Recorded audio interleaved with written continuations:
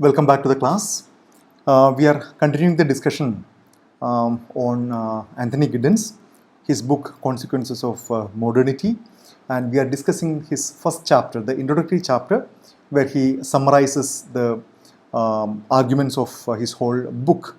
And this is the third class on that specific chapter. So we will conclude this chapter today and we'll go ahead with another chapter, but I think I will not take much time on that chapter, just to give you a summary.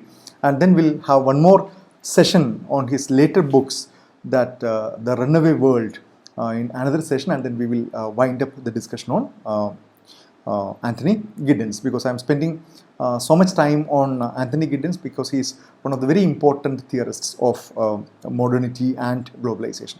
And it's extremely important that we understand his basic arguments in order to make sense of this whole debates about postmodernity, modernity, and where to locate the process of globalization.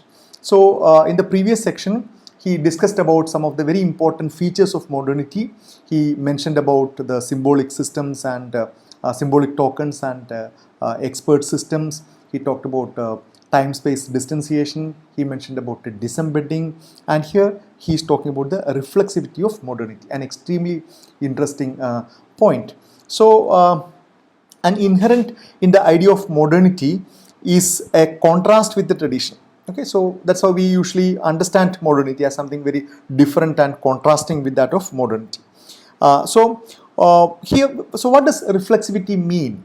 So reflexivity is usually understood in the ordinary parlance, in the commonsensical parlance, as the ability to think through. Okay, we think about our action and then we reorient our further action accordingly. Okay, we simply do not behave on the basis of certain stimuli. Okay, we know that this stimuli response framework is inadequate to understand human action. Not only human action, of any advanced primates don't simply behave. Okay, and in the case of human beings, it's a much more complicated thing. So every action, we think about its consequences, and we constantly evaluate the consequences of every action of ours, and then we redefine, we reorient our further actions. So all human beings routinely keep in touch with the grounds of what they do as an integral element of doing it. I have called this elsewhere as reflexive monitoring of action. But this is something very different from what we understand as the term reflexivity in sociology. Okay, it's not that we think about it, but something more than that. In traditional cultures, the past is honored and symbols are valued because they contain and perpetuate the experience of generations. Tradition is a mode of integrating the reflexive monitoring of actions with the time-space organization of the community. It's a very important point. In non-modern traditional society, the tradition really does this role of orienting the action towards action in the future as well as in the present. For example, if a marriage is to be conducted, if just to see how a newly married couple have to behave, or a newly married wife has to behave in her husband's family, this is shaped by very concrete ideas which are crafted in tradition. There's no ambiguity about it. Okay, so they invoke the tradition in order to all these important daily rituals, daily aspects, in order to cement it, in order to reassure it, in order to reinstate it. So tradition not only is about an understanding about the past, but it's also understanding about the present as well as that of the future. Now, tradition is not wholly static, because it has to be reinvented by each generation as it takes over its cultural inheritance from those preceding it. We know that it's how traditions undergo substantive changes.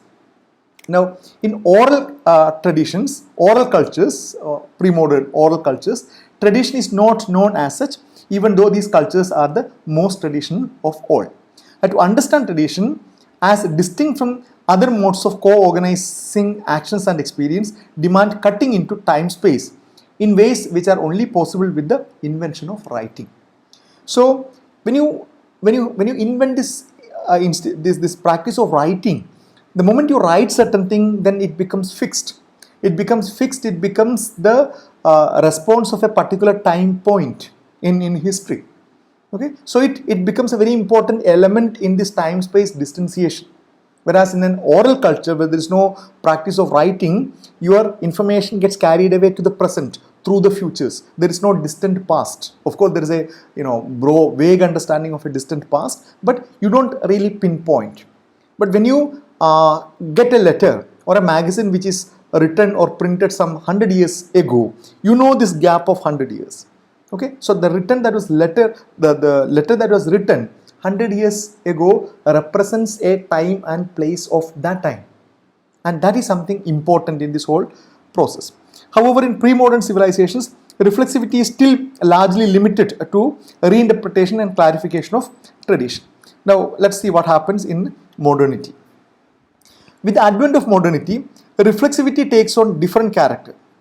It is introduced into very basis of system reproduction, such that thought and action are constantly refracted upon each other. The routinization of daily life has no intrinsic connection with the past at all, save insofar as what was done before happens to coincide with what can be defended in the principled way in the light of incoming knowledge. So when you talk about the era of modernity, when you talk about the rise of rationality, now we assume that when you invoke the language of rationality, you accept certain traditions, but not all. Okay? Tradition in itself is not a sufficient justificatory ground for anything. A tradition will be accepted and accommodated if it appears to be rational. Okay? That is why we reinvented traditions in the era of modernity. Okay? So this is a very important aspect that happens at the time of modernity. The reflexivity of modern social life consists in the fact that social practices are constantly examined and reformed in the light of incoming information about those very practices, thus constitutively altering their character. And this is an extremely important point when you understand as a concept of reflexivity. Okay, so we study social practices, and this study creates sort of new ideas, information about the practices, and this information goes back to the society, thereby making further changes in the society, and these changes are further studied by social sciences, and this knowledge again goes back to society, which further changes. So there's a kind of a spiraling, there's a kind of a dialectical kind of a relation, which something spirals upward in the character of reflexivity.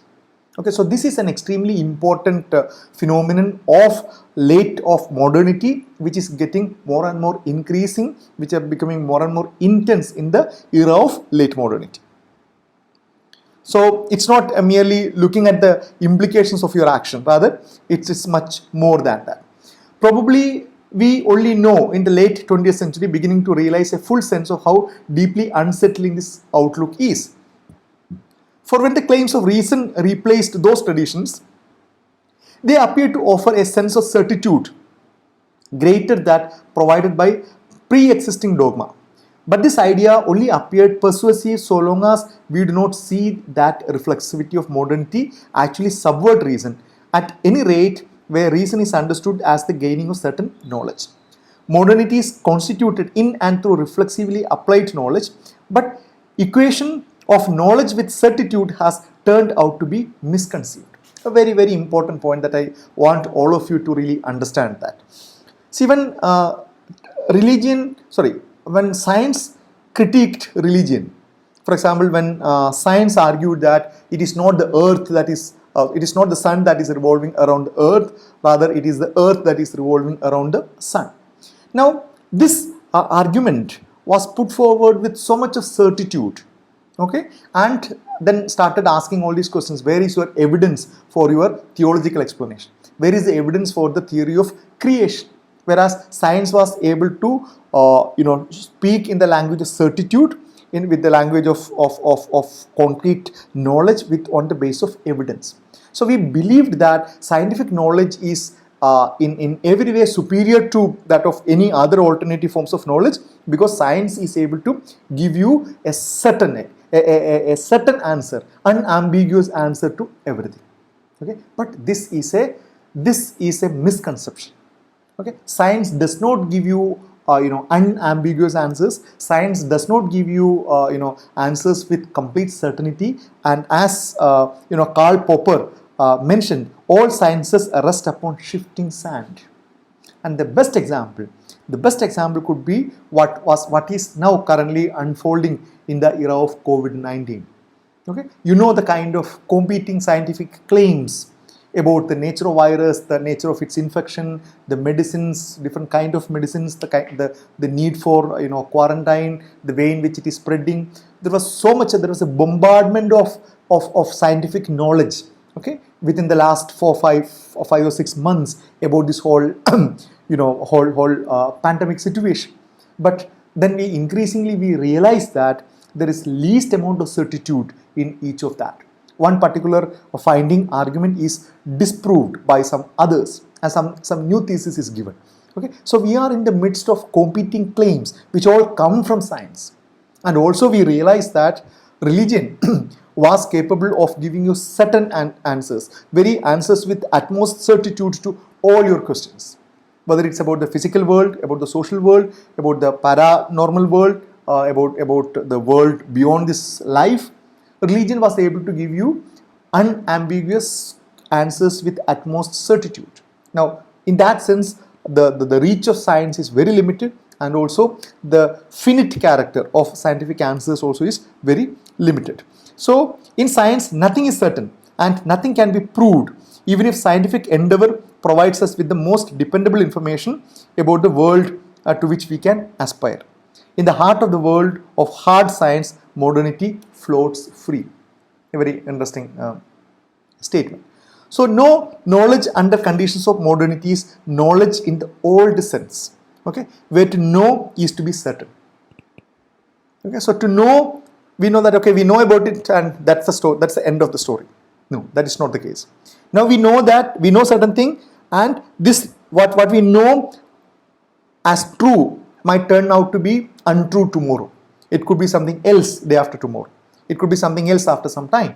And this sense of this shifting sand, this sense of always being in the state of floating is very, very unsettling. It's absolutely unsettling. Okay, so there is more elaborate discussion about how these ideas came into existence during Enlightenment, and then I would urge you to read these sections. But the social sciences are actually more deeply implicated in modernity than is natural science, since the chronic revision of social practices in the light of knowledge about these practices is part of the very tissue of modern institutions. So it's not only the modern science which are part of the modernity or this reflective process, but social sciences are more deeply ingrained into that. All the social science participate in this reflective relation, although sociology has an especially central place. And he gives the example of capital, investment, market, industry, and how these terms have become a part of our ordinary language, and how that knowledge still gets back to the realm of sociology and other things. And the pivotal position of sociology in the reflexivity of modernity comes from its role as the most generalized type of reflection upon modern social life. Let us consider an example. He gives a lot of examples, and one of the examples that I particularly liked is this example that he gives about marriage and divorce. Okay, he says, anyone in the Western country who embarks upon marriage today, for instance, knows that divorce rates are high, and may also, however, imperfectly or partially know a great deal more about the demography of marriage and family. Knowledge about high rate of divorce might affect the very decision to marry, as well as decisions about considerations, provisions about property and so forth. Awareness levels of divorce, moreover, is normally much more than just consciousness of brute fact. It is theorized by lay agent in ways perverted by sociological thinking. This virtually, see, what he argues is that in modern advanced societies, everybody, a couple who decides to get into marriage, okay, they know well that the divorce rates are very high. Okay, and this divorce rates being very high is a social fact. If you go by Durkheimian argument. It's a social statistics. It's a fact. It's a reality out there. So this family who gets into a marital alliance very well know that there is a possibility of them getting divorced, or it's much higher. For example, if a society has say around 40% of divorce rates, then any newly wedded couple always know this possibility it hitting their family as well, hitting their relationship as well. And this understanding definitely begins to impact their actions. Okay, so this possibility of getting divorce is always open for them, because they know that it's a reality, it happens around them, it is no longer unthinkable, unlike in many other traditional societies. So this fact has this potential seeds of situation that can lead to them taking a decision that, okay, let us not live together like that, let us part ways. So you see this kind of knowledge getting into actual practices, and these practices further produced new forms of knowledge, and this kind of a reciprocal influence or reciprocal or kind of dialectical reciprocal spiraling kind of an effect is taking place in the modern society. So this happens everywhere. So marriage and family would not be what they are today were they not thoroughly sociologized and psychologized. The discourse of sociology and concepts, theories, and findings of the other social sciences continually circulate in and out of what is that they are about. In so doing, they reflexively restructure their subject matter. Okay, so this knowledge for students of sociology, sociological knowledge really changes your subjectivity. Discussions on caste identity, okay, discussions about globalization, it changes your subjectivity, your self-definition of who you are. It changes your self-identity. And when a substantial section of people get changed, and that gets reflected in the society, and that is further picked up by the discipline and saying that, okay, this is a major change that happens in the subjective orientations of subjectivity, which further influences your decision. So this kind of in and out of this kind of a movement of knowledge into practice is something what Giddens argues as the most important feature of modernity, and which we see as a more intense level in this era of late modernity. Hence, the thesis that more knowledge about social life equals greater control over fate is false. Very, very insightful argument. Okay, so if you know more about society, we will be able to control it better. That argument is absolutely false, and it could be true in the case of natural sciences, but in the case of social sciences, it's absolutely false, because we would have evolved by then. Okay, society would have evolved by then. Society would have posed new set of challenges to the people. Expanding our understanding of the social world might produce a progressively more illuminating grasp of human institutions, and hence increasing technological control over them.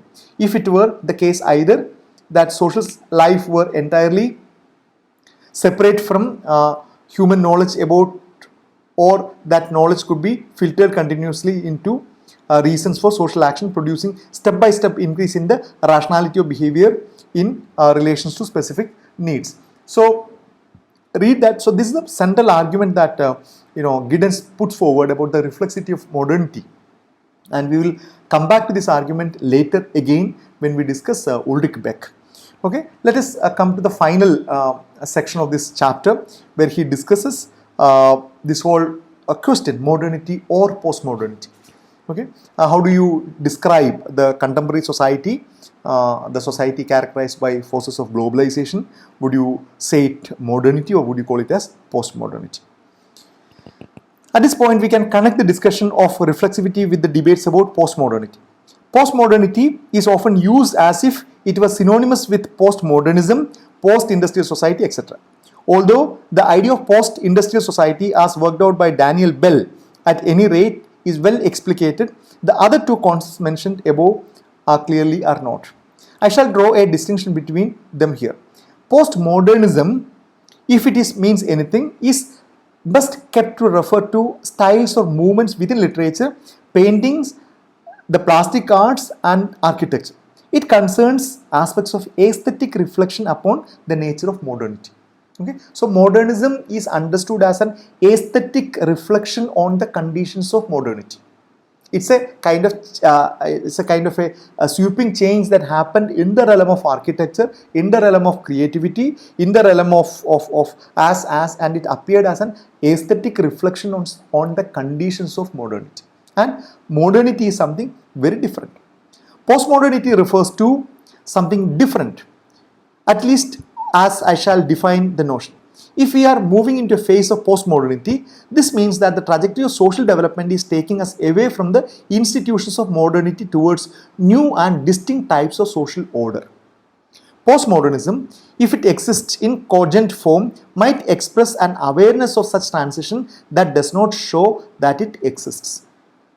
Okay, so postmodernity in general is understood as a movement away from the basic contours or basic institutions, basic social organizations of modernity. And postmodernism is an awareness about that. Okay, what does postmodernity ordinarily refers to?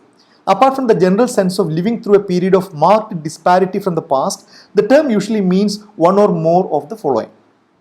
That we have discovered that nothing can be known with any certitude, since all pre-existing foundations of epistemology have been shown to be unreliable.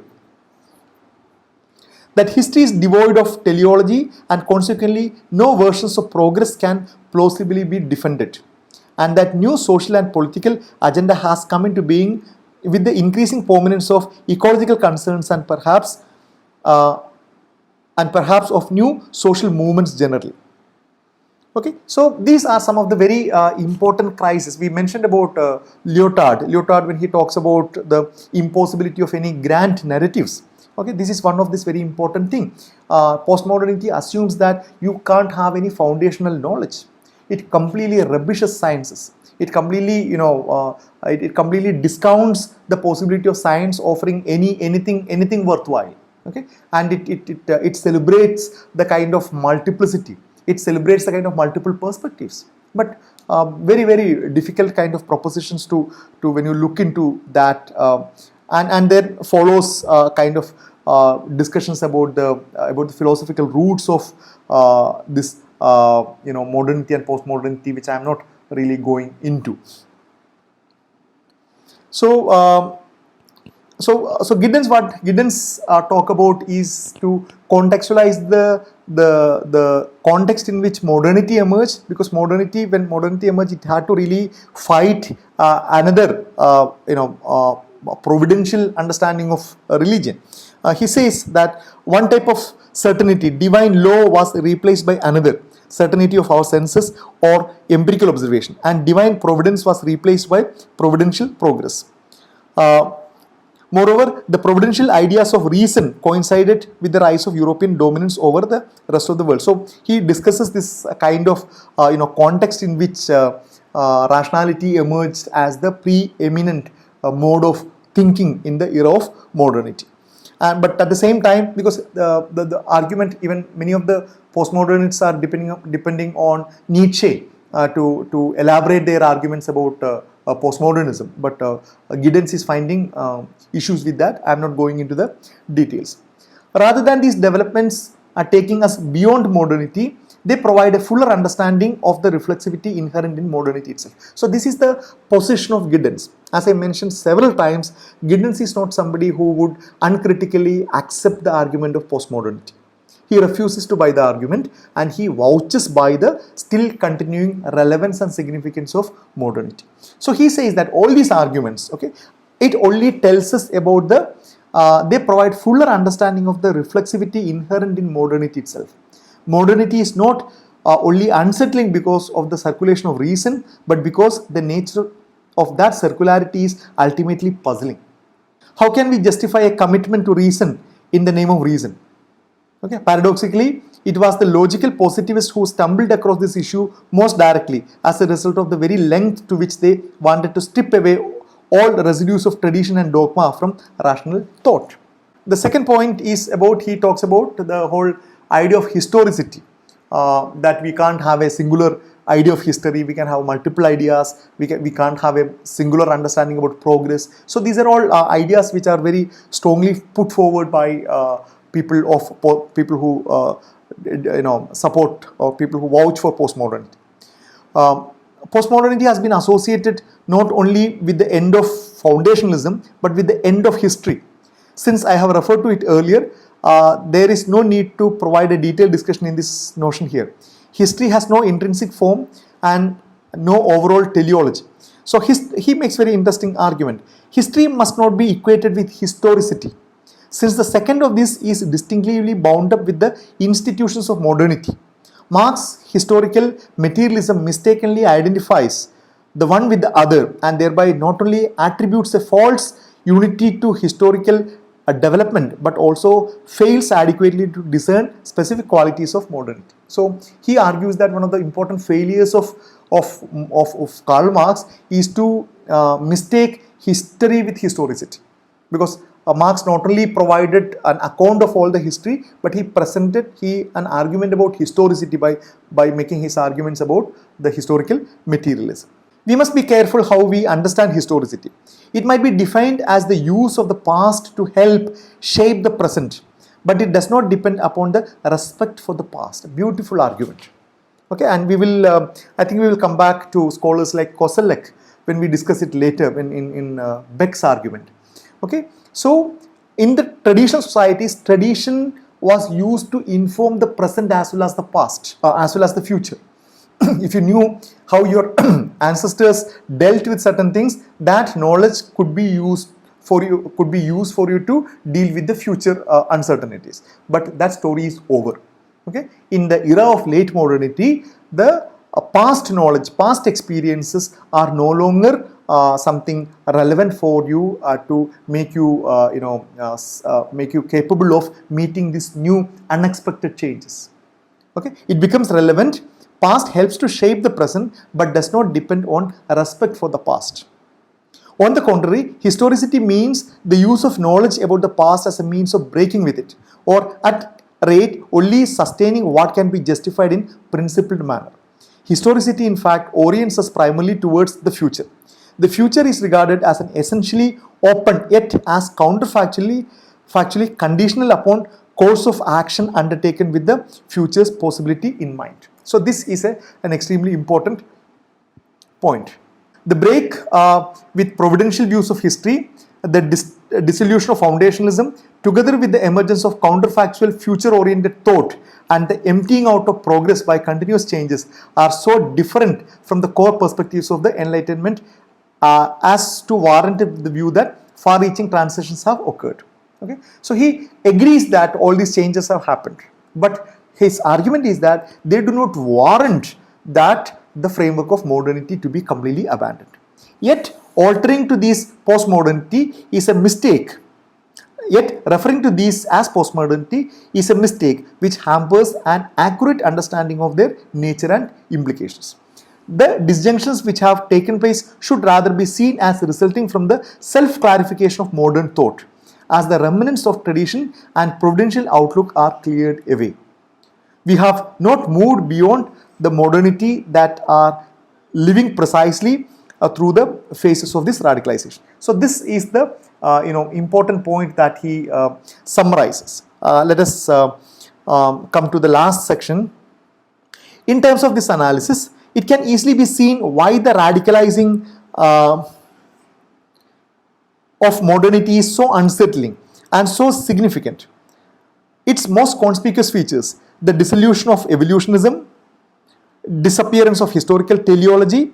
Historical teleology is in the sense that the argument that history is supposed to follow in certain manner.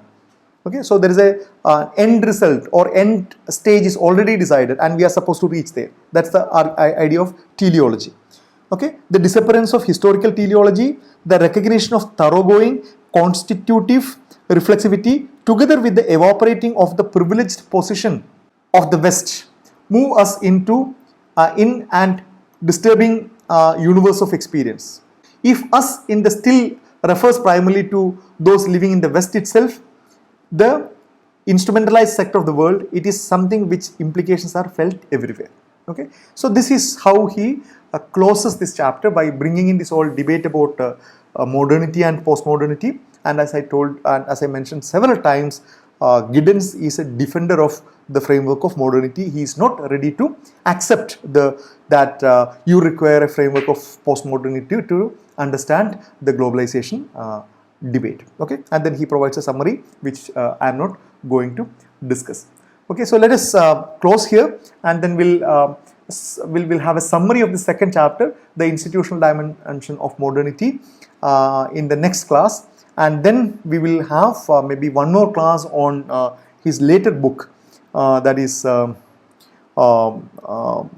Runaway World, and then we'll conclude that. Or maybe we can have one more session which specifically looks at the implication of globalization on subjectivity. Maybe we can discuss that. That's something that you will be able to directly relate with your own life. Okay, so see you later. Let's close it now. Thank you.